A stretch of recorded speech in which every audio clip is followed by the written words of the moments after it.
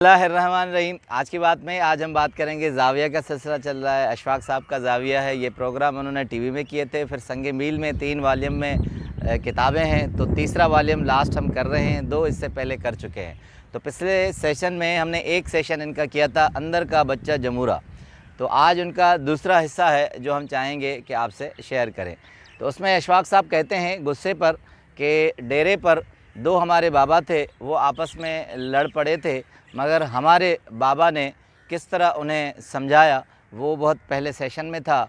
अब दूसरे सेशन में मज़ीद इस बात को आगे बढ़ाते हैं। कहते हैं कि हम डेरे पर जाया करते थे तो वहाँ बहुत से और लोग भी आते थे, नाचने गाने वाले आते थे, बजाने वाले आते थे। तो हम क्या करते थे कि उनकी तस्वीर खींचते थे, फ़ोटो खींचते थे। तो जब हम उनकी फ़ोटो खींचते थे तो उसके बाद उन लम्हों को कैच कर लेते थे, महफूज कर लेते थे। तो उसके बाद अक्सर बाबा हमें देखा करते थे जो डेरे पर हमारे सरबराह थे। तो कहते हैं कि एक दिन बाबा ने हमें बिठाकर समझाया, कहा कि देखो बेटा, ये जो तस्वीर तुम लोग खींचते हो ये कैमरा से खींचते हो।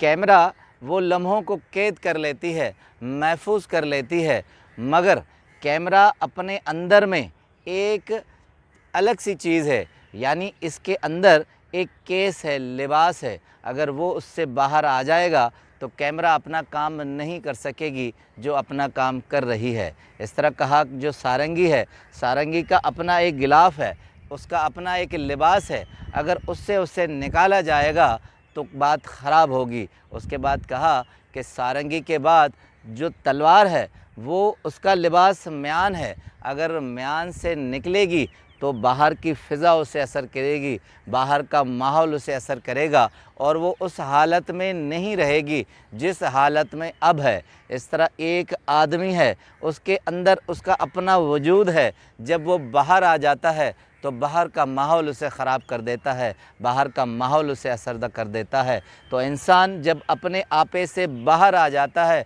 तो वो अपने वजूद के अंदर आ जाता है, अंदर से बाहर आ जाता है। जिस तरह ये चीज़ें जो आप लोगों को फ़ायदा पहुंचा रही हैं वो अपने अंदर होती हैं। आप अगर अपने बाहर निकल आएंगे तो ज़ाहिर सी बात है कि आपको नुकसान उठाना पड़ेगा और बाहर के माहौल पर आप डिपेंड करने लगेंगे कि वो आपको बिगाड़ देती है या मज़ीद और ख़राब कर देती है।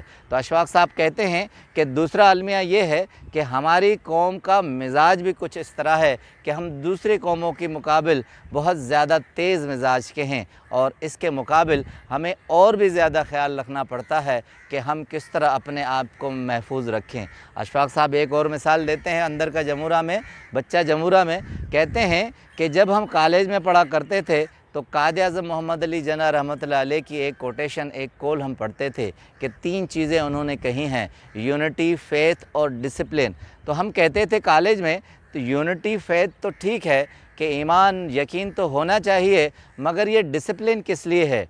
डिसिप्लिन, क्या हम फ़ौजी हैं जो हमारी वर्दी पहनी हुई है, हमने वर्दी पहनी हुई है जो डिसिप्लिन का ख्याल रखें? तो कहते हैं हमें समझ में नहीं आता था कि आखिर ये डिसिप्लिन का किस्सा क्या है। फिर अशफाक साहब कहते हैं कि जब मैं बड़ा हुआ, प्रैक्टिकल लाइफ में आया और मैंने तालीम हासिल की, उसके बाद मैं इटली पढ़ाने गया, उसके बाद पढ़ तो लिया था, सारी चीज़ें देख भी ली थी, घूम भी ली थी, जो अंदर से मेरा सबक था वो कुछ नामुकम्मल था, तो मैंने बाबा का डेरा अख्तियार कर लिया। कहते हैं कि बाबा के डेरे पर जब गया तो बाबा ने मेरी तरफ देखा था। ज़ाहिरी बात है उस डेरे पर सबसे ज़्यादा पढ़ा लिखा मैं था, कोट और टाई पहन कर आता था और मेरी बड़ी हैसियत थी। मैं समझता था कि बाहर के मुल्क में पढ़ा कर आया हूँ, मेरी हैसियत भी सबसे ज़्यादा है।